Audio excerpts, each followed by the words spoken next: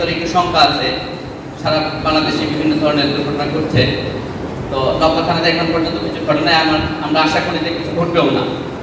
এখানে আমাদের যারা নেতৃবৃন্দ আছে তারা আমাদের সার্বক্ষণিক খোঁজখবর নিচ্ছেন ওনারা, এবং প্রশাসন থেকেও আমাদের খোঁজখবর নেওয়া হচ্ছে, পুলিশ প্রশাসন থেকেও। এরপরে আপনাদের মুভমেন্টটা যদি একটু বেশি থাকে, বিশেষ করে আমরা এর আগেও অফিসার ইনচার্জ মহোদয়ের সঙ্গে আমরা মিটিং করেছি, সেখানে বলেছি যে রাত্রে 1-2বার যদি টহল থাকে পুলিশ, তাহলে সেটা ভালো হয়। যারা দুষ্কৃতকারী তারাও সাবধান থাকবে, সেই সঙ্গে আমরাও সচেতন থাকবো যে না ওনারা রাত্রে আসতেছে, আমাদেরকেও রাত্রে থেকে পাহারা দিতে হবে। আর পূজার সময় আমরা এখানে বিদ্যুৎ বিভাগের লোক আছে কিনা আমি জানি না, আমাদের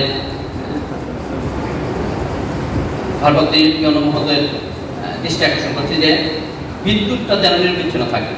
আপনারা একটু চেষ্টা করবেন যে তাদের মাধ্যমে যে বিদ্যুতের মানে আলো থাকলে আমাদের নিরাপত্তাটা অর্ধেক বেড়ে যায়। যখনই অন্ধকার হয়, রাস্তাঘাট থেকে আরম্ভ করে মণ্ডপ সহ সেখানে নিরাপত্তা বিঘ্নিত ঘটার সম্ভাবনা বেশি থাকে।